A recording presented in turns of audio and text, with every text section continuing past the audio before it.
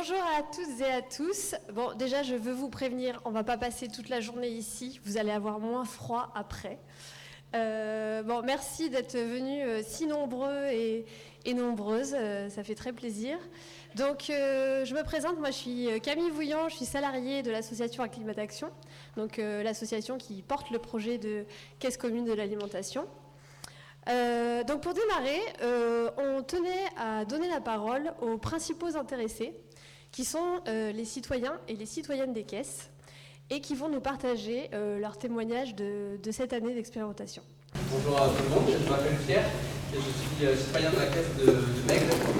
J'ai connu les prémices, peut-être pas les prémices, mais les premières heures de la SSA environ, avec le parcours d'engagement, qui avait été un processus d'apprentissage en commun de tout un tas de notions autour de l'alimentation et qui nous a permis en tant que citoyens, parfois très différents d'un même territoire, d'apprendre à se connaître, d'apprendre à parler d'alimentation et de mettre ce sujet assez central au cœur de nos discussions. Donc il y a eu tout ce parcours d'engagement, beaucoup de rencontres et d'apprentissage, et ensuite est venu le temps du démarrage de l'expérimentation, des premiers versements de l'application.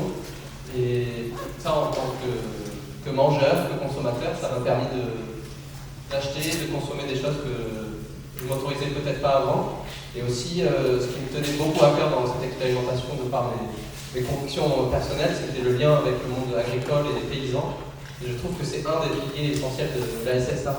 Je crois apercevoir quelques personnes producteurs, productrices ici. Je pense que c'est vraiment quelque chose de central sur lequel il faut continuer à travailler.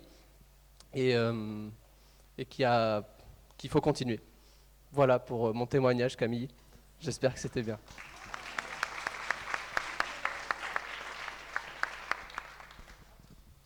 Bonjour, moi c'est Olivier, je suis de la caisse de Bordeaux-Nord, la Benoge.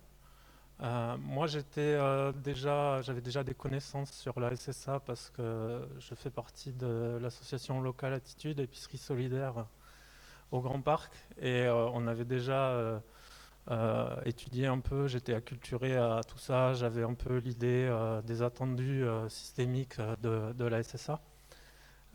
Notamment l'impact sur les filières agricoles ou sur la santé qui peuvent être attendus sur un projet qui serait national.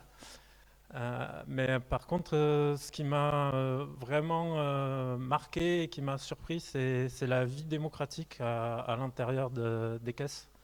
Et c'est vraiment ce bouillonnement, ces échanges.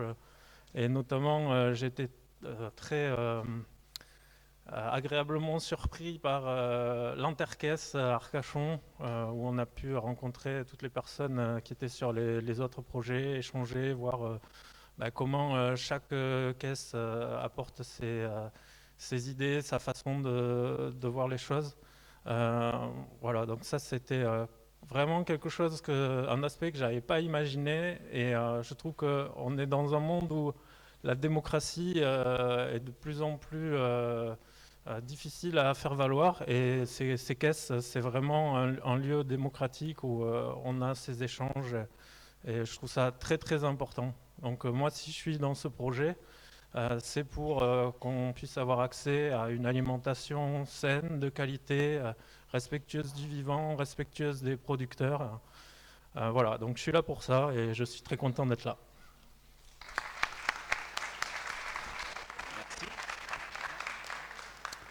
Et bonjour à tous, moi c'est Mickaël. Je vais me faire le porte-parole de Marie qui vit à Cappieu et qui n'est pas là ce matin. Marie, elle nous dit qu'elle est dans la caisse Sud-Gironde depuis le parcours d'intégration, donc depuis le tout début, dont j'ai plus les dates, mais voilà. Au début, comme pour beaucoup, c'était le flou total pour moi de participer à cette action visant à mieux manger. Durant l'année d'expérimentation avec mes enfants, nous avons découvert de nouvelles recettes, de nouveaux produits et avons pu nous réapproprier le contenu de nos assiettes. Le fait d'avoir ce budget exponentiel nous a été très bénéfique, donc merci à tous les acteurs financiers qui ont permis cela.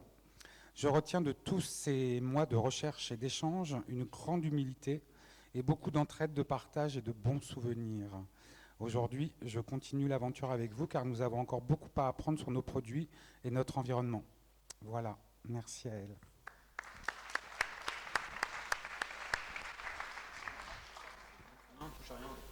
Oui, bonjour, moi c'est Myriam, je suis sur le territoire du Pays Foyen. Je participe à l'aventure depuis le départ, le parcours d'engagement. Bon, c'est vrai que sur notre territoire, moi j'ai eu la chance d'être sur la création de la MAP il y a déjà fort longtemps sur le territoire. Mais c'est vrai que par rapport à ce qui a été dit, ce qui est formidable sur la caisse de Gironde, c'est qu'il ne faut pas oublier qu'on ne s'est pas simplifié la tâche parce qu'on est quand même sur 4 territoires, des territoires à la fois ruraux et urbains, une complémentarité, mais aussi le fait que nos échanges ont été très animés, on n'a pas toujours été d'accord, mais c'est très enrichissant et on est vraiment sur la bonne voie, donc il ne faut pas lâcher la barre et il faut continuer parce qu'il ne peut sortir de tout ce qu'on a commencé que des bonnes choses. Voilà, merci.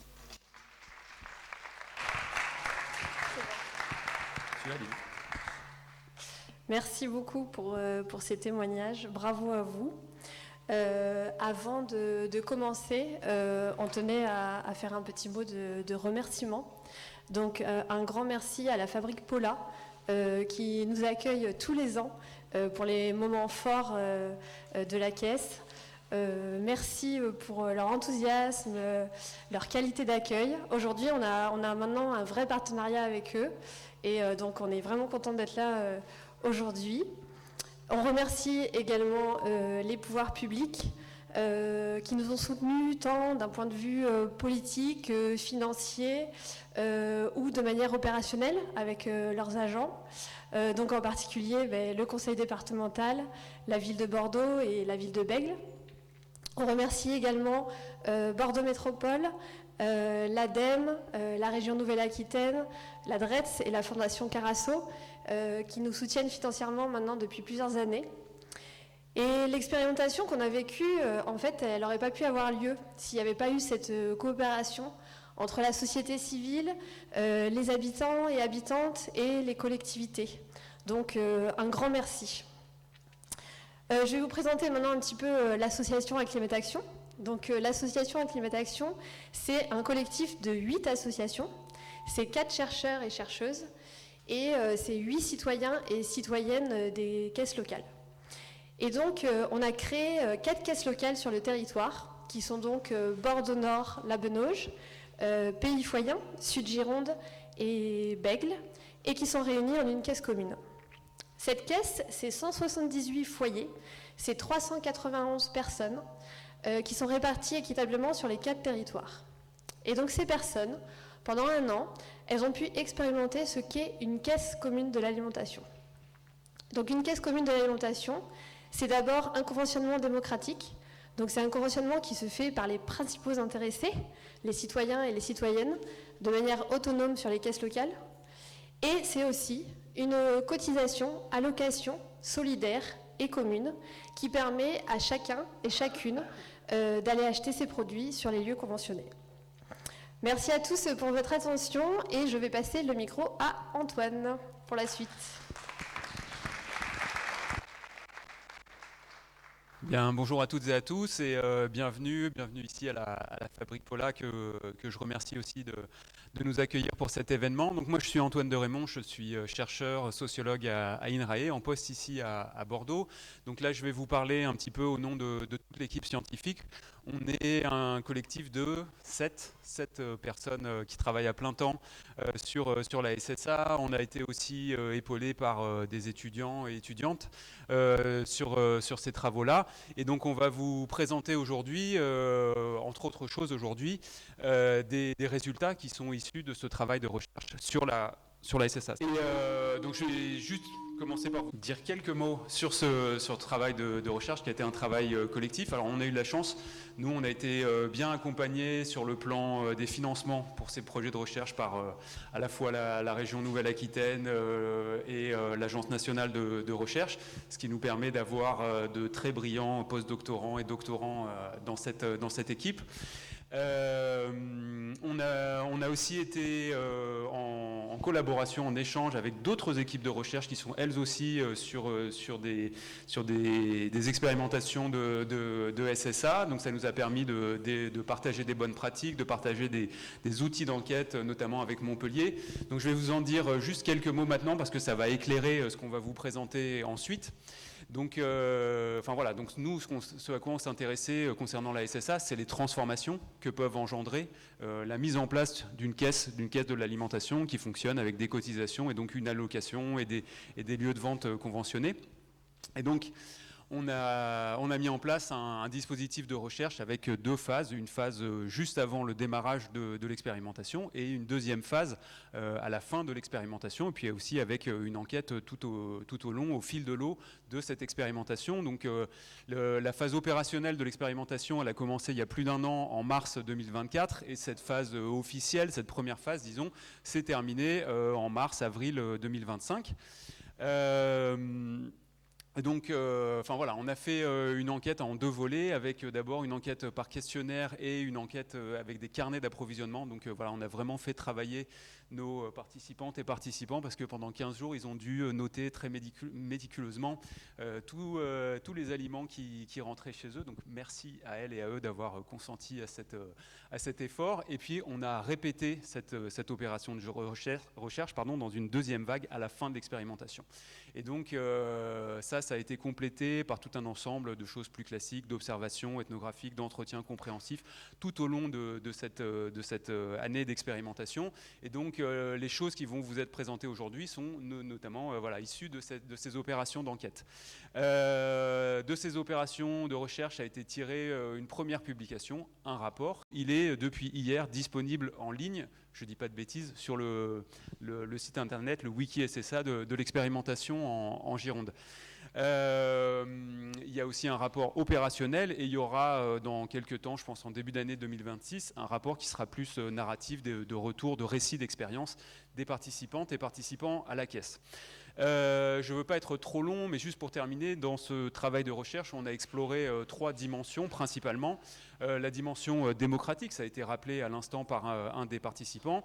La dimension des transformations de l'accès à l'alimentation, ça c'est une forme d'évidence. Et puis enfin, une dimension de transformation des filières et de transition écologique. Alors ça, ces trois dimensions, elles feront l'objet de la plénière qui va commencer dans un instant, ici dans cette salle. Donc ce sera le premier temps de cette journée. Cette journée, elle est organisée en 4 temps. Donc à la fin de ce premier temps, de cette plénière où il y aura les résultats sur ces 3 dimensions qui vont vous être présentés, il y aura un deuxième temps où on va approfondir ces différentes thématiques sous la forme d'une déambulation, d'une exposition dans un autre espace qui se retrouve tout à droite du bâtiment, enfin à droite pour moi, à gauche pour vous, et qui, bonne nouvelle, est chauffé. Donc vous pourrez vous réchauffer à partir de ce moment-là. Hein, je vous rassure, vous ne serez pas toute la journée dans cette pièce. Ensuite, on aura un déjeuner et on va se tourner l'après-midi, non plus sur les moments, sur les réflexions, sur les constats, les résultats, mais on va se tourner vers l'avenir, à la fois d'un point de vue de la réflexion scientifique, mais aussi opérationnelle. Donc on va commencer l'après-midi par des ateliers de réflexion prospective, à la fois sur la SSA, sur notre caisse de SSA en Gironde, mais même sur la SSA plus généralement. Donc ces ateliers, vous les connaissez puisque vous êtes normalement inscrits chacune et chacun à un de ces ateliers. Mais je vais le rappeler très brièvement. Il y a un atelier sur l'universalité, un atelier sur les filières et les circuits courts, un atelier sur le rôle des entreprises dans le financement et la cotisation sur les caisses de SSA, et un atelier sur la généralisation, la modélisation macroéconomique de la SSA, où vous sera notamment présenté un travail de modélisation, de généralisation de la SSA qui a été effectué par des étudiants au printemps dernier dans un stage au département de la Gironde. Donc là, on va sortir du contexte de la Gironde. Et donc ça, ce sera le troisième temps de cette journée. En début d'après-midi, vous serez répartis dans différents espaces, différentes salles de ce lieu. Et on terminera par une table ronde en plénière, ici, hein, je ne dis pas de bêtises. Table ronde qui nous permettra aussi donc, de débattre voilà, de l'avenir de la SSA avec des élus locaux, des collectivités locales du département de la Gironde et de la ville de Bordeaux notamment, une experte et un professionnel des filières et notamment des filières bio. Voilà, je ne veux pas être trop long, donc je pense que le mieux c'est qu'on commence les débats. Encore merci à toutes et à tous, je vous souhaite une très très bonne journée de réflexion et de débat et de convivialité aujourd'hui. Et puis je rappelle aussi qu'on va faire durer le plaisir puisque demain il y a une très belle journée d'études sur la SSA et la comparaison entre les différentes expérimentations locales de SSA qui est organisée ici même. Voilà, très bonne journée à toutes et à tous.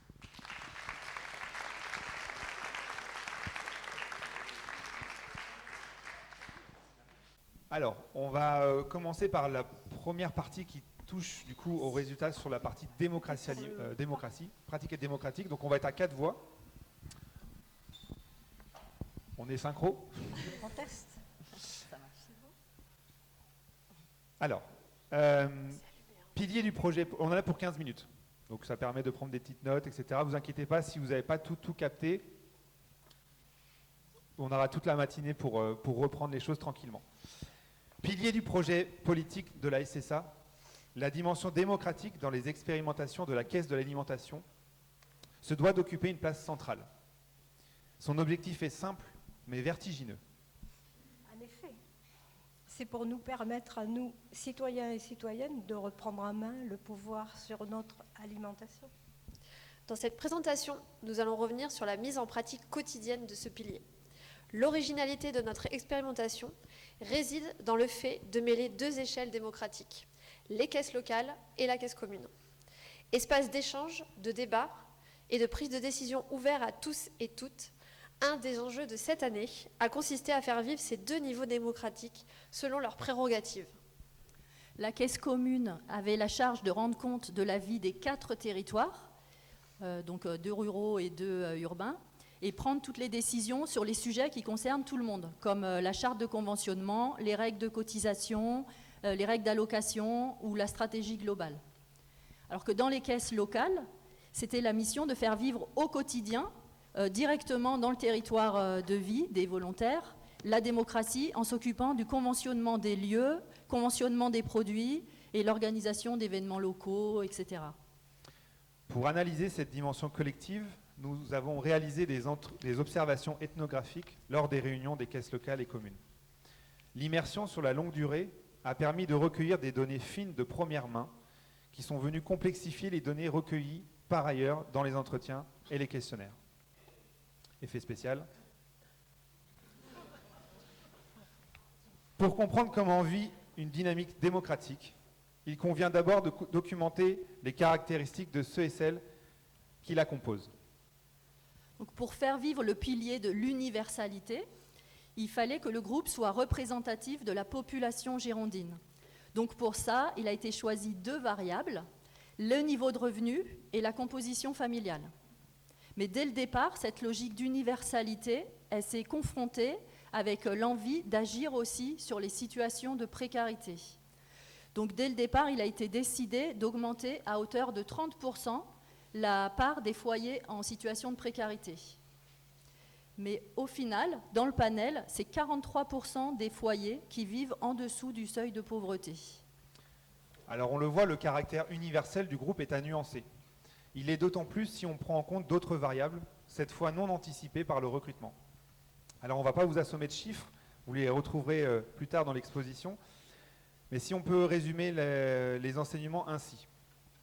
Le groupe représente bien la diversité des niveaux d'activité de la population girondine, que cela soit des personnes en emploi, au chômage ou à la retraite.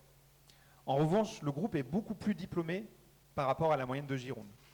Il est également davantage engagé avec une grande majorité des volontaires qui étaient déjà investis dans une association. Il comporte aussi une part de foyers plus importante que la moyenne, qui étaient déjà inscrits dans des pratiques alimentaires dites durables, notamment sur la consommation de produits bio. Alors, en dehors de ces variables socio-démographiques, nous avons aussi voulu donner plus de chair à cette diversité. Pour cela, nous avons synthétisé cette dernière dans 3 profils types qui résume la diversité des personnes en caisse. Premier, il y a 3 profils. Donc il y en a un, c'est les convaincus. Les convaincus, c'est ceux et celles qui adhèrent de base et qui se projettent dans la dimension transformative du projet. Ils étaient déjà inscrits dans un processus de transformation de leur alimentation avant l'expérimentation, et ça pour des raisons écologiques, sociales ou de santé. Et puis il y a les opportunistes. Ce sont celles et ceux qui souhaitent bénéficier d'un avantage qui se présente à eux. Peu sensibles à la dimension politique du projet, ils ont parfois été aiguillés par un tiers pour participer à ce dernier. Beaucoup ont néanmoins la volonté de changer leur alimentation. Et puis les curieux, ce sont ceux et celles qui sont intrigués par la démarche de demande et demandent à voir ce que peut donner une utopie en action. Parfois sceptiques sur le projet, la dimension collective de vivre une expérience en commun les intéresse parfois plus que la dynamique. Alors au final, que retenir de ce recrutement? Que s'il a été pensé dans une perspective universelle, il s'est révélé basé sur une représentativité limitée. Pour autant, il ne faudrait pas considérer cela comme un échec. Au contraire, ces résultats permettent de mesurer les tensions auxquelles font face les expérimentations lorsqu'il s'agit de mettre en pratique des valeurs et des principes. Il est vain de vouloir atteindre une universalité effective au sein des caisses tant que ces dernières s'appuient sur la force du volontariat. Et après tout, est-ce un problème? Nous ne le pensons pas. Dans les caisses, l'universalité n'est pas tant un état qu'une quête, celle de la diversité des profils, et en ce sens, ce recrutement a été une réussite. Bien qu'habitant le même territoire, les volontaires n'avaient pas vraiment les espaces ni les occasions pour échanger sur les enjeux de transition alimentaire. Dans ces espaces inédits que sont les caisses locales et communes, nous, les équipes d'animation, avec les volontaires et l'équipe de recherche, nous avons cherché à créer les conditions de prise de décision collective en connaissance de cause. Ici, l'enquête montre à quel point le travail sur le conventionnement a été crucial. Il a permis de créer les conditions d'un travail collectif en donnant à voir à chacun et à chacune les limites de ses propres connaissances sur ce sujet. Cette ignorance partagée crée les conditions d'une humilité collective, garante de la mise en route d'une dynamique visant la connaissance de cause. Mais pour parvenir à cela, il a fallu qu'un préalable non prémédité s'installe, et qui peut sembler paradoxal dans un projet de démocratie alimentaire. Ce préalable, c'est la mise à distance du caractère politique du projet et le rejet de toute référence partisane dans les caisses.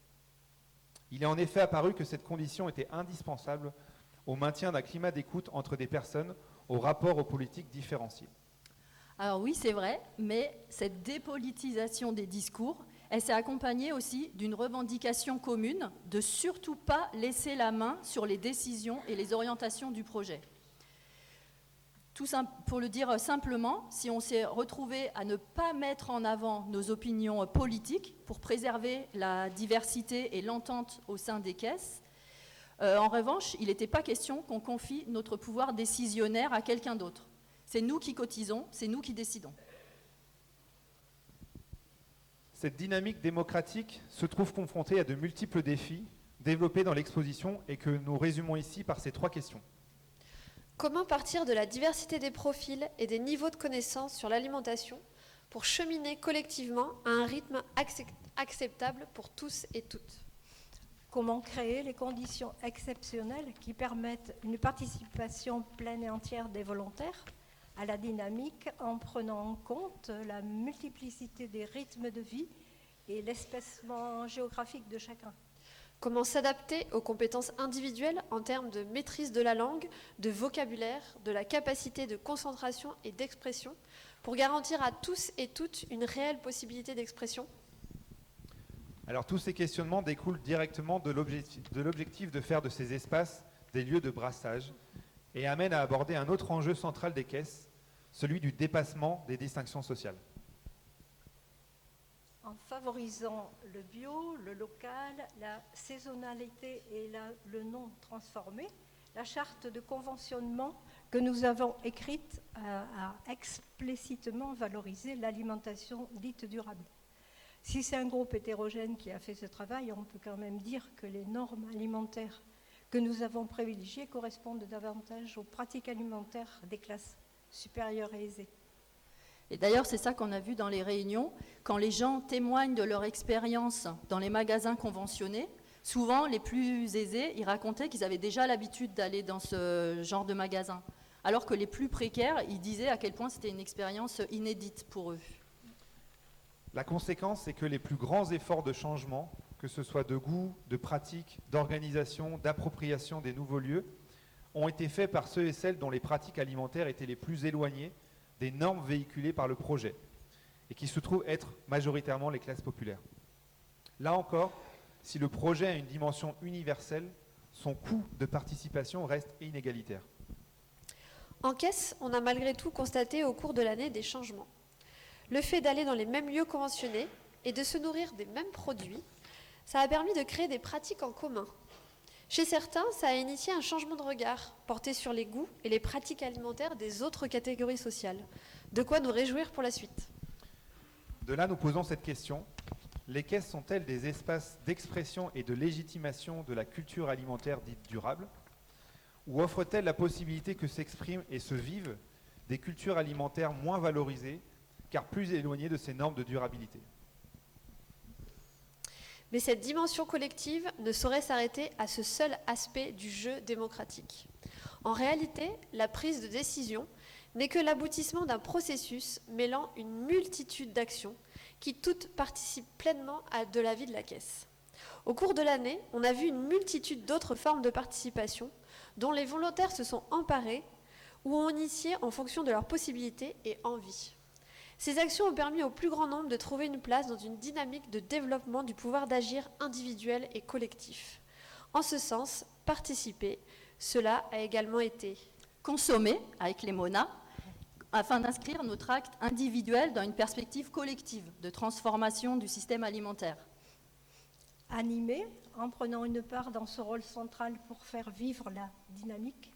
Faire, en nous impliquant dans tous les temps concrets du projet, participer au conventionnement des lieux, à l'organisation d'événements, la cuisine, etc. Incarner, en prenant la parole de la dynamique pour rendre compte de ce qui s'y joue. Et cotiser, pour faire vivre une nouvelle forme de solidarité.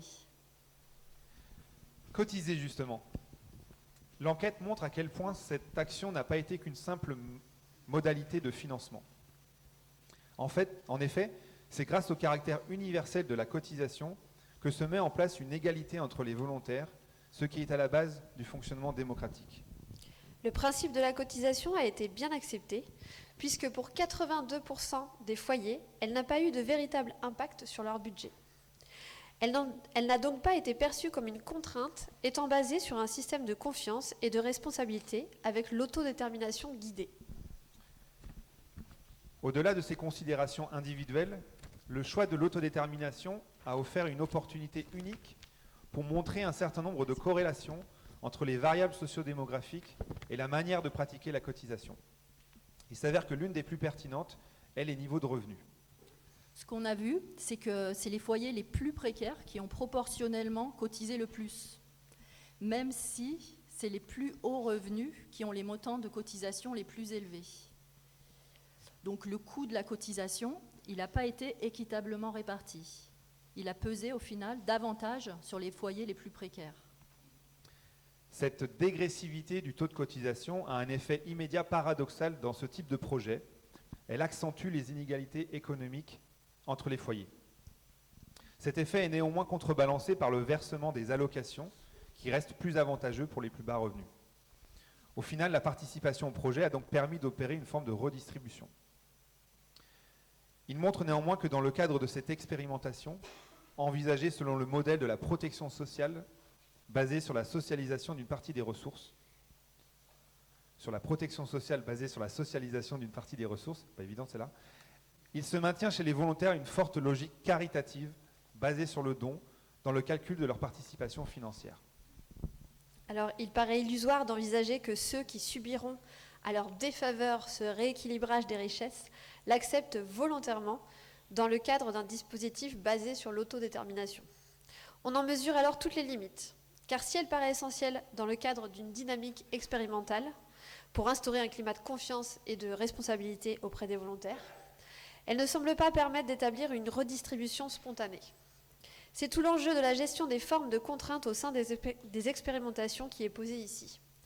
Peut-on opérer une forme de redistribution uniquement à partir de la bonne volonté des volontaires ou doit-on mettre en place des règles de cotisation contraintes? Vous avez 4 heures. Ça va? À présent que ces enjeux sur la vie démocratique ont été abordés, il est à présent temps de rendre l'antenne à Radio Potage pour sa célèbre interview de 10h43 qui, je crois, va revenir aujourd'hui sur le deuxième grand volet de cette enquête collective, à savoir les changements de pratiques alimentaires. Bonjour à tous. Donc moi je suis Aline et je suis accompagnée de Louise. On représente le groupe de travail sur les pratiques alimentaires et les évolutions. Pour info, en 2 mots, moi je suis participante à la SSA depuis le démarrage et aussi avec moi à titre perso et aussi avec l'asso La Bulle avec laquelle je travaille. Moi je suis doctorante en sociologie et du coup je fais partie du collectif de recherche autour de l'expérimentation SSA Gironde. Voilà. Et aujourd'hui, on va vous présenter une mini-scénette, voilà, parce que moi j'ai toujours rêvé d'être actrice, et, non, et qui représente le travail du groupe Pratique Alimentaire. On est 2 sur scène, mais on a été plusieurs à travailler là-dessus. Donc vraiment, je n'ai aucune compétence là-dedans, mais on va s'en sortir.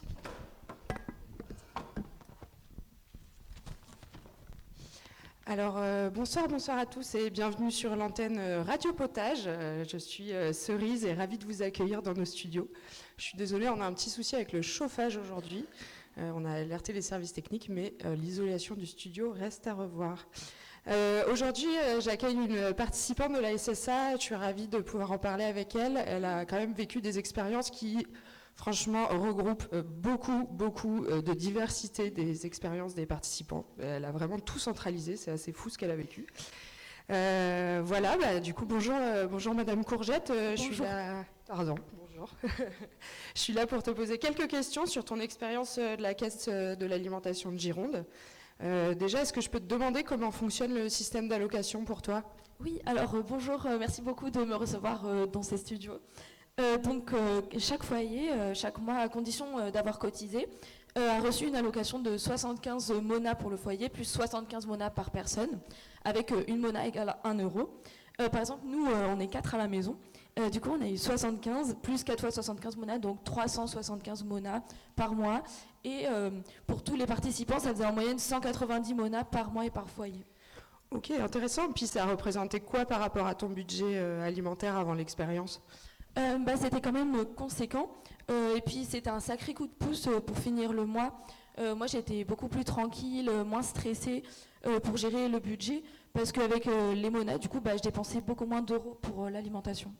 Et qu'est-ce que tu as fait avec l'argent restant, du coup, ce que tu arrivais à dégager? Par exemple, j'ai pu emmener plus souvent mes enfants au cinéma, puis j'ai acheté plein de bonnes choses aussi pour apporter chez mes parents, par exemple. Et puis certains mois, j'ai juste mis un peu de côté au cas où. Mais c'est génial, enfin, ça devait être super de pouvoir acheter tout ce dont tu avais envie. Ça devait être aussi tentant de tout dépenser d'un coup, j'imagine. Alors oui et non. Au début, j'ai été un peu déstabilisée.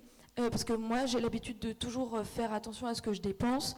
Et puis là, je me suis retrouvée avec cette grosse somme d'argent que je me sentais un peu obligée de dépenser au début. Et donc, j'ai mis un peu de temps à m'y habituer. Et parfois, j'ai même hésité à cotiser, en fait, pour éviter de me retrouver avec trop de mona sur mon compte d'un coup. Ah ouais, ok, c'est intéressant. J'avais pas vu les choses sous cet angle. Et puis, il y a aussi le fait que, tu vois, j'avais l'impression de pas forcément avoir le droit à tout ça, vraiment. Ouais, mais finalement, la mona, c'est ton argent, non? Parce que tu as cotisé. Je sais, mais je pouvais pas m'empêcher d'avoir l'impression de ne pas payer. Surtout que, tu vois, les produits en mona, ils étaient souvent plus chers que ce que j'aurais acheté sinon. Et du coup, ça me rassurait de pouvoir me dire, c'est pas grave, c'est la SSA qui paye. Ah ouais, ok, je vois ce que tu veux dire. Est-ce que tu connais des personnes en grande précarité, par exemple, qui ont utilisé la mona? Oui, je me rappelle que j'ai discuté avec Monsieur Sellery, par exemple, qui me disait que la mona lui avait permis de ne pas couler pendant une période vraiment difficile où il avait perdu son emploi. Et sinon, c'est sûr que c'est son alimentation qui aurait trinqué en premier pour compenser le coup dur financier. D'ailleurs, au début de l'expérimentation, il y avait 58% des foyers qui souffraient d'insuffisance alimentaire, que ce soit qu'ils n'avaient pas suffisamment à manger ou pas tous les aliments qu'ils souhaitaient. Et puis il n'y en avait plus que, entre guillemets, 25% à la fin de l'expérimentation. Donc tu vois, c'est vraiment pas négligeable. Ok, on passe de 58% à 25% à la fin de l'expérimentation qui souffraient d'insuffisance. Ok, mais du coup, pourquoi il y a certaines personnes qui ont quand même continué d'aller à l'aide alimentaire alors qu'en fait ça allait mieux financièrement? Oui, mais c'est plus compliqué que ça. En fait, on savait que l'expérimentation avait un début et une fin, et il fallait aussi se projeter dans l'après. C'est pour ça que M. Sellery, par exemple, il a continué d'aller chercher son colis alimentaire, même si c'était moins fréquent, mais pour garder un lien quand même, et ne pas se retrouver sans rien après la SSA. Ok. Et du coup, le fait que toi, tu saches que c'est limité dans le temps, dans l'expérimentation, est-ce que c'était stressant aussi pour toi? C'est vrai qu'un an, c'est court pour prendre de nouvelles habitudes, mais on savait quand même dans quoi on s'engageait. C'était notre choix d'y aller malgré l'incertitude. Et puis il y avait aussi un peu l'effet de nouveauté, et puis pas mal de soulagement aussi dans l'immédiat. Donc j'essayais de pas trop y penser. C'est vrai que c'est déjà une chance d'être bénéficiaire de la SSA. Alors attention, ici on ne dit pas bénéficiaire. Ok, pardon. Mais pourquoi? C'est pas ce qu'on dit quand on reçoit une somme d'argent? C'est important pour nous de marquer notre différence avec le fait de bénéficier d'une aide alimentaire, par exemple. Pardon, mais je comprends pas. L'objectif, c'était pas de répondre justement au problème de la précarité alimentaire? Si, mais pas seulement. La SSA, comme on l'a entendu avant, c'est aussi débattre et décider en collectif, reprendre le pouvoir sur son alimentation. C'est pas juste recevoir un chèque ou un colis pour des aliments qu'on n'a pas choisis. Mais on en reparlera plus tard aujourd'hui. Ok, je vois, c'est passionnant. Franchement, c'est intéressant. Et du coup, la Mona, ça a dû vraiment révolutionner le quotidien, j'imagine. Alors, c'est vrai, mais pas complètement. C'est vrai que pour certaines personnes, comme M. Sellery par exemple, il y a eu des gros changements, mais pour d'autres, comme Mme Poirot par exemple, qui faisait déjà ses courses dans les magasins qui ont été conventionnés, ça a juste été un coup de pouce, mais sans plus. En fait, il y a eu vraiment tous les cas de figure entre M. Sellery et Mme Poirot. Ok, mais toi, Madame Courgette, est-ce que tu dirais que la SSA a changé... Enfin, qu'est-ce que ça a changé dans ton régime alimentaire? Je dirais que ça n'a pas changé radicalement ma manière de m'alimenter. Alors bien sûr, j'ai découvert des produits que je ne connaissais pas, et puis j'ai acheté plus de légumes, de fruits et légumes frais que d'habitude. Mais dans l'ensemble, ce qui a changé, c'est plutôt la qualité des produits que mon régime alimentaire en lui-même. Comment ça? Tu veux dire que les produits conventionnels étaient meilleurs? Ah, bien sûr. On sent tout de suite la différence entre un légume qui vient directement du maraîcher ou de la maraîchère et puis celui qu'on trouve dans les étals du supermarché. Et puis ça m'a permis de mettre enfin en cohérence mes valeurs et puis mes actes d'achat. Parce qu'avant, j'avais déjà un certain nombre d'idées sur ce que pouvait être une alimentation idéale, mais j'étais plus ou moins contrainte par mon budget, le temps disponible que j'avais et tout ça. Et tu dirais que la SSA, ça t'a permis de reprendre le pouvoir sur ta manière de t'alimenter? Oui, et puis pas seulement pour moi, aussi pour les autres. J'ai pris le pouvoir sur ma manière de partager l'alimentation. Ça me rappelle une expression de Madame Fraisse que j'ai trouvée très belle et qui appelle ça « augmenter son pouvoir de bonheur ». Oh, augmenter son pouvoir de bonheur, mais c'est trop joli. Mais dis-moi, les Mona, ça t'a pas permis de faire toutes tes courses alimentaires, si? Tu pouvais vraiment tout acheter? Non, c'est vrai, j'ai continué aussi à faire des courses en euros. Tu sais, c'est pas parce qu'on a la Mona qu'on peut changer toutes ses habitudes du jour au lendemain. Ouais, c'est vrai, j'imagine que ça doit être un peu complexe. Et qu'est-ce qui a été du coup pour toi le plus difficile? Alors pour moi, c'était de faire la cuisine, parce que dans la SSA, on a quand même pas mal de produits bruts ou peu transformés qui sont conventionnés. Du coup, il fallait que je trouve comment les cuisiner. Et c'est pas que j'aime pas cuisiner, mais c'est vrai que ça me rajoute encore du travail. Déjà que l'alimentation, en général, ça prend du temps. Surtout que c'est moi qui fais tout à la maison. Mais bon, ça, c'est comme beaucoup de femmes. D'ailleurs, on le voit bien quand on regarde qui compose la caisse. Ok. J'avais pas vu les choses comme ça, mais quand même, il y en avait pour tous les goûts dans le conventionnement, non? Alors, c'est vrai qu'il y avait beaucoup de choix. Mais par exemple, ma copine, Madame Butternut, qui aime bien gâter ses enfants avec des goûters gourmands, elle n'a pas forcément réussi à trouver d'équivalent conventionné. Alors du coup, elle a continué d'acheter des gâteaux industriels. Et elle m'a dit qu'elle se sentait un peu coupable. Et elle avait l'impression d'être une mauvaise participante de la SSA à cause de ça. Attends, pardon, mais je comprends pas. Pourtant, à la caisse, il y a un climat inclusif et bienveillant. Normalement, personne n'est jugé sur ses pratiques. Alors c'est exactement ce que je lui ai dit, mais c'est pas aussi simple. En fait, la SSA met en valeur un certain régime alimentaire avec lequel tout le monde n'est pas familier. Et du coup, c'est pas forcément facile de trouver sa place et de réussir sa transition. Ok, je vois, c'est un point du coup auquel il va falloir continuer à prêter attention tout au long du projet, j'ai l'impression. Et puis autre chose aussi, c'est que certaines personnes ont trouvé que les produits conventionnés n'étaient pas toujours forcément cohérents, que c'était compliqué de trouver des produits irréprochables tout en étant satisfaisants pour tout le monde. Et au final, il a pu y avoir des petits points d'incompréhension par rapport à ça. Et du coup, tu parles des produits conventionnés, justement sur les points de vente conventionnés. Comment toi tu les décrirais ? Alors déjà, je dirais qu'il y a une diversité assez importante de lieux. Et pour la plupart, c'était vraiment des espaces d'échange, de convivialité avec les autres participants, participantes et commerçants, commerçantes. Il y en avait certains que je connaissais déjà, mais ça m'a aussi permis de les redécouvrir sous un nouveau jour et ça, c'était vraiment agréable. Et au niveau de l'accessibilité, qu'est-ce que tu en as pensé ? C'est un des critères de la charte, il me semble. Alors c'est vrai que dans la caisse, il y a eu un gros travail là-dessus, mais en fait ce qui a posé problème, c'est que les territoires d'expérimentation n'étaient pas tous très pratiques pour conventionner. Par exemple, dans le sud Gironde, il y avait des gens du côté de Bazas, qui étaient plus vers Langon, vers Capsieux, et en fait c'était compliqué de trouver des points de vente qui convenaient à tout le monde. Soit il y en avait très peu près de chez soi, soit il fallait prendre la voiture pour y aller. J'ai entendu dire qu'à Bordeaux, c'était un peu le même problème, parce que les quartiers d'expérimentation sont à l'opposé de la ville. Donc il fallait faire des trajets nouveaux, parfois plus longs pour les gens pour aller faire les courses. Et le fait d'aller dans des nouveaux points de vente, j'imagine que ça change aussi des choses. Comment ça s'est passé pour toi ? Globalement, ça s'est bien passé, même si j'ai mis un peu de temps à prendre mes repères. Je dirais que le plus compliqué, c'était que j'étais très habituée à faire toutes mes courses au même endroit. Et que là, dans le conventionnement, il y avait surtout des petits points de vente ou des magasins spécialisés. Et du coup, c'était pas du tout la même logique d'approvisionnement. Ok. Mais par exemple, par rapport à un supermarché, tu t'es senti toi à l'aise dans ces points de vente conventionnés ? J'étais à l'aise au sens où les commerçantes et commerçants étaient vraiment super sympas, toujours prêts et prêtes à discuter de la SSA, à nous faire découvrir leurs produits. Mais en même temps, quand on a l'habitude de faire ses courses dans un supermarché, où on est un peu anonyme, incognito pour faire ses courses, c'est pas forcément facile de se retrouver comme ça, dans un environnement où tout le monde se connaît, et surtout qu'on est vite identifié quand on vient payer en Mona. C'est vrai, j'y ai pas pensé. Oh là là. Mais t'as perçu dans les magasins la différence entre les gens qui payaient en Mona, par exemple, et les autres ?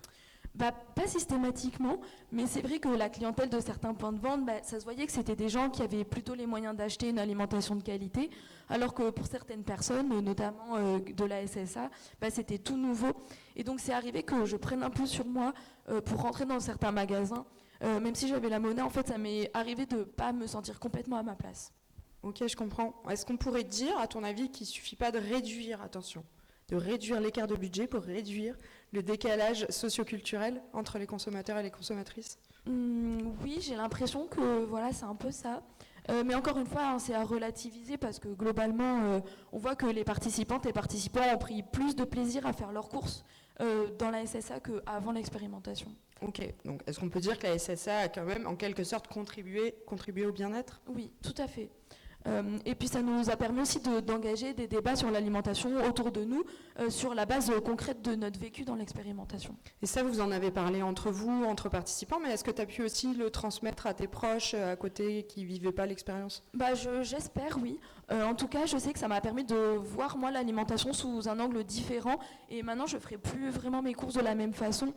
Quand je vois un produit, maintenant, je me pose plein de questions que je ne me posais pas trop avant, comme combien d'étapes de transformation il a fallu pour le produire, est-ce que le producteur ou la productrice a été rémunéré convenablement ? Ouais, c'est passionnant, j'imagine toutes les questions qui doivent arriver maintenant. On arrive à la fin de cette interview, est-ce que tu aurais un mot de la fin ? Je dirais que le fait d'acheter des produits en Mona dans les points de vente conventionnés, ça a été l'occasion pour moi de réfléchir à mes propres pratiques, mais aussi de me mettre à la place des autres personnes et de me questionner sur ce qui rend réellement l'alimentation accessible à toutes et tous. Ok, merci, c'est vraiment parfait. Je te remercie vraiment beaucoup pour ton témoignage, c'était hyper complet. Merci à toi. Pour info, on se retrouve tous tout à l'heure pour une exposition et un atelier autour des pratiques alimentaires justement pour aller plus loin. Et je vous souhaite une excellente journée. Je rends l'antenne après cette émission de 10h43. Au revoir. Bon, je vais prendre une forme beaucoup plus classique et plus solitaire. Il y a de moins en moins de monde sur scène. On est arrivé à court de volontaires. Pour évoquer la troisième thématique qui structure cette journée, le conventionnement et les systèmes alimentaires, donc la transformation des filières alimentaires. Donc il y a un truc un peu paradoxal quand on évoque le rapport de la SSA au système alimentaire. Quand on voit les propositions théoriques, quand on lit les pamphlets, quand on voit les prises de parole publiques, il s'agit vraiment d'un système macroéconomique visant à prendre des décisions démocratiques sur la production, la distribution, la transformation des aliments, et de changer tout ça pour hiérarchiser les besoins et prendre des décisions démocratiques pour satisfaire des besoins identifiés démocratiquement en priorité. Dans les initiatives locales de caisse, par contre, ce qu'on place au cœur de la réflexion, c'est la place du citoyen décisionnaire et son accès individuel et à l'alimentation. Ce glissement, ça s'explique de plusieurs manières. Il y a les contraintes temporelles et financières du projet, il y a le type de partenaire qui a répondu présent, il y a la complexité des enjeux, et il y a aussi, et peut-être surtout, une disproportion en fait, entre le nombre de participants qui s'engagent et la taille des entreprises et des infrastructures qui les approvisionnent pour l'alimentation. La conséquence de cette orientation, c'est que la Caisse de Gironde, notamment, elle agit sur les filières à deux niveaux. Il y a un premier niveau, c'est ce qu'on appelle le conventionnement, c'est-à-dire la sélection collective d'une offre alimentaire, donc des points de vente, mais aussi, et c'est la spécificité, ou en tout cas une des spécificités de la Caisse de Gironde, c'est le conventionnement des produits. Le deuxième niveau, c'est les choix de consommation, donc des participants directement dans les magasins, dans les marchés, etc. Bon, le but pour moi ici, c'est de vous partager quelques grands résultats d'une enquête donc, qui a été menée en collaboration avec les participantes et avec les animatrices auprès de plusieurs dizaines de points de vente qui se sont engagés, de professionnels. L'idée, c'est de permettre de montrer que les caisses de Gironde, elles permettent d'avancer dans la réflexion sur la SSA, sur ses implications sur les filières alimentaires et sur les obstacles qu'elle aurait à affronter si elles se généralisaient. Je vais d'abord évoquer trois points en fait. Le premier, ça va être le conventionnement des points de vente. Le deuxième, le conventionnement des produits. Et finalement, les rapports différenciés qui se sont noués entre les caisses et les professionnels. Bon, je vous l'ai dit, la première action des caisses sur les filières alimentaires, c'est la sélection des points de vente. Est-ce qu'il est intégré au projet? Est-ce que les participants peuvent y dépenser ou non leur MONA? Et cette décision, c'est quelque chose qui a nécessité beaucoup de travail. Bon, on n'en a pas trop parlé, mais en fait, le projet il a commencé bien avant avril 2024 pour commencer à élaborer la charte sur laquelle était basée toute la procédure de conventionnement. Et donc, il y a eu 5 critères qui ont été identifiés. Je vous les nomme là. Accessibilité, inclusivité, bien-être au travail, transparence et juste rémunération, pratique agricole durable, et le dernier, c'était localité des produits. Donc, c'était des critères qui avaient été identifiés, qui devaient être respectés par les points de vente pour pouvoir faire partie du projet. La charte, elle décrivait plusieurs étapes dans la sélection, donc il y avait différentes étapes de ce travail que menaient les participants et les participantes et les animatrices. D'abord, ça passait par la manifestation des points de vente candidats. Ensuite, ces points de vente-là, ces professionnels, ils devaient se positionner vis-à-vis de ces critères à partir d'une grille. Il y avait ensuite une visite dans les points de vente qui étaient organisés par les participants et un compte-rendu de cette visite dans la caisse, donc lors d'une réunion mensuelle, où finalement il y avait une décision qui était prise au consentement pour savoir si oui ou non, finalement, le point de vente pouvait être intégré.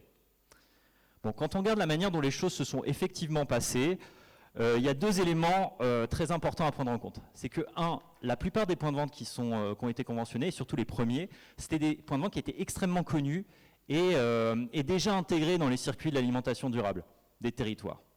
Le deuxième point, c'est que tous les points de vente qui sont engagés dans la procédure ont finalement été conventionnés en définitive. Alors, ce résultat, ce n'est pas vraiment une surprise, c'était quelque chose qui avait presque été anticipé en amont du projet, puisque le conventionnement, c'était quelque chose qui ne voulait pas vraiment être une évaluation, un contrôle, quelque chose de vraiment, voilà, une sorte de coup de près, mais plutôt un dialogue ouvert avec les commerces, avec les agriculteurs, pour essayer de voir où ils en étaient. Que dire de ce processus? Eh ben, c'est que cette bienveillance et cette simplicité du dispositif, c'est quelque chose qui a été salué par les professionnels. Au départ, ils étaient souvent un petit peu méfiants ou un petit peu inquiets de la charge administrative, de la charge bureaucratique qui allait peser sur eux et elles. Et au final, bon, avec l'engagement des participantes et des animatrices, c'est quelque chose qui a été surmonté avec beaucoup d'aisance, enfin avec une certaine aisance. Et au final, c'est presque, donc on l'a dit, 50 points de vente qui ont été conventionnés. C'est dire que le conventionnement, à ce point de vue-là, a été un succès. Il y a des questionnements très importants qui émergent néanmoins de cette année d'expérimentation. D'abord, bon, je l'ai déjà dit, mais la validation systématique des points de vente, ça veut dire que la sélection, en fait, elle s'est opérée en amont.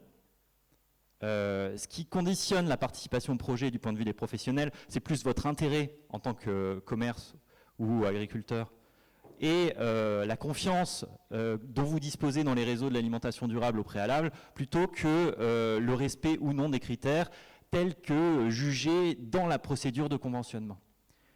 Le deuxième point, c'est que en fait, ce processus, il s'écarte assez largement en fait, parce qu'on utilise le terme de conventionnement, mais dans la sécurité sociale, c'est quoi le conventionnement? C'est notamment, pas seulement, mais notamment, une grille tarifaire unique qui régit les prix et de l'offre, en l'occurrence de soins. Mais dans le cas des caisses de l'alimentation, il n'y a pas du tout cet élément de standardisation des pratiques, et il n'y a pas non plus cet élément tarifaire. Donc, pour en venir un peu à conclure cette partie sur le conventionnement des points de vente, on peut dire qu'on a fait en fait plutôt une forme de labellisation ou alors d'agrément d'un certain nombre de professionnels de l'alimentation, qui s'explique donc moins par l'engagement formel à respecter des règles communes établies et plus par la confiance et le degré de proximité établi au préalable. Je vais passer maintenant à la question du conventionnement des produits, puisque c'était une spécificité de la SSA, enfin de la Caisse de l'alimentation de Gironde. C'est un choix qui a nécessité aussi énormément de travail. Pour les producteurs locaux, c'était relativement simple parce que toute leur production était intégrée.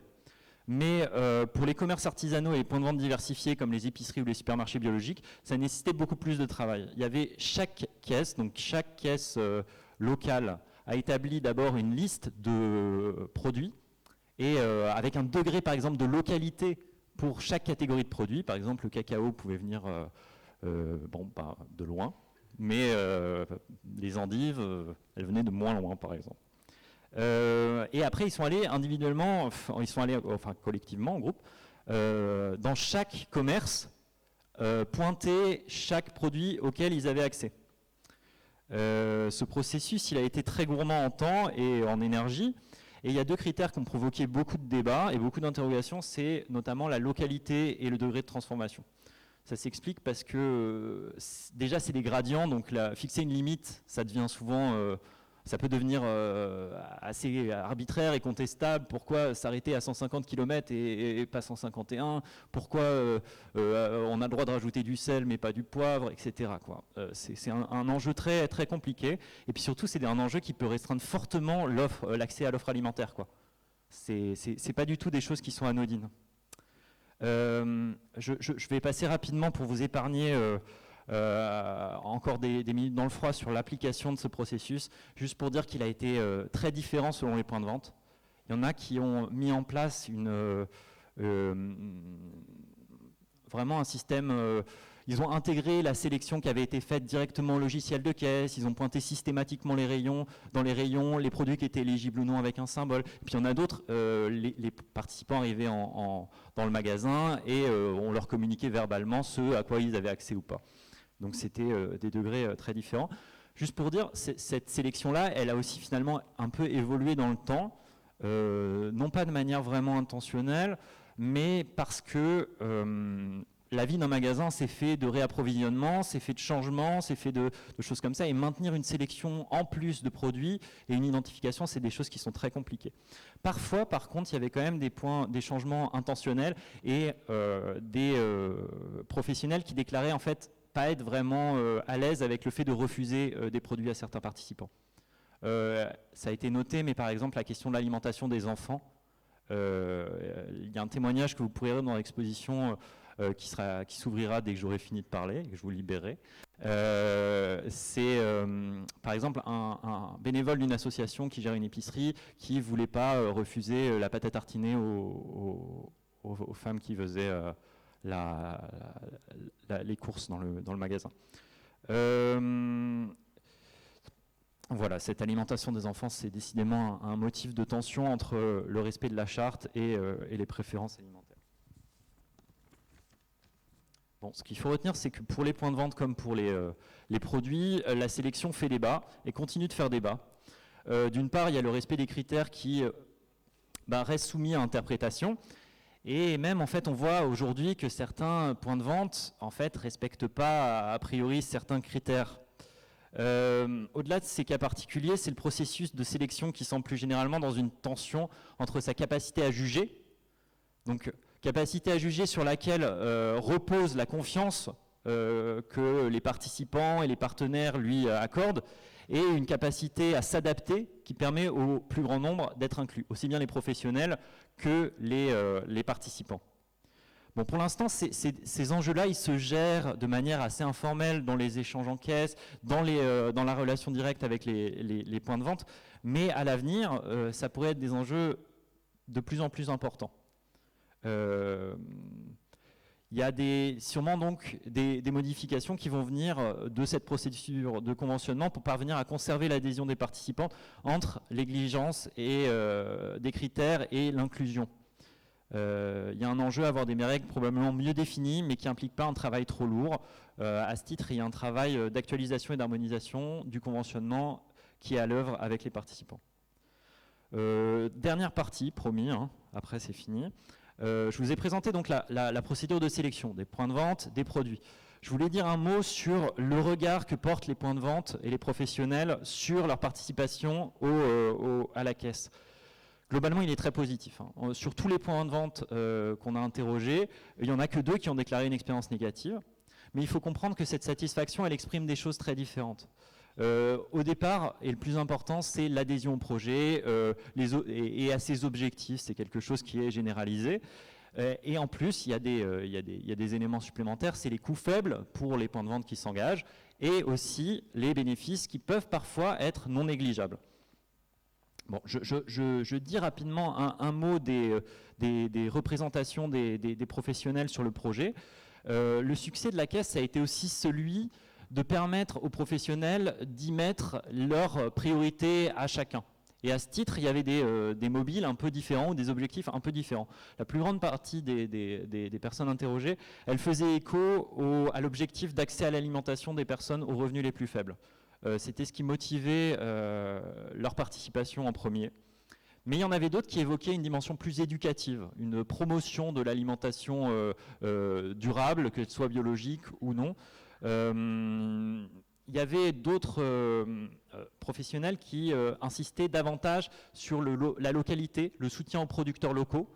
Et finalement, seulement une minorité qui revendiquait ce projet global de réforme des systèmes alimentaires, aussi bien dans la production que dans la distribution, dans l'organisation des échanges. Bon, il y a cette dimension idéale, il y a cette dimension un peu des idées, mais il y a aussi une dimension beaucoup plus matérielle. Donc j'ai dit que la procédure, elle avait été relativement simple, et ça c'était un point très important. Mais les points de vente, ils ont aussi pu bénéficier d'un chiffre d'affaires en monnaie qui a parfois pesé relativement lourd dans leur caisse. Mais alors sous quelles conditions? Parce que ça n'a pas été le cas pour tout le monde. Le premier point, c'est que les monnaies, elles se sont concentrées dans très peu de points de vente. Il y a eu 4 points de vente qui ont concentré à peu près la moitié des monnaies sur l'année d'expérimentation. Il y en a un dans chaque caisse locale, dans chaque territoire. Et ces points de vente, c'est ceux qui se rapprochent le plus du modèle de la grande et de la moyenne surface. Mais il y a un élément important et qui est intéressant et qui a été notamment illustré à Sainte-Foy-la-Grande et dans le pays foyen, c'est que le marché de Sainte-Foy, parce qu'il regroupait une offre conventionnée diversifiée sur un temps relativement restreint, il a réussi à attirer une proportion très importante des monas dans ce territoire.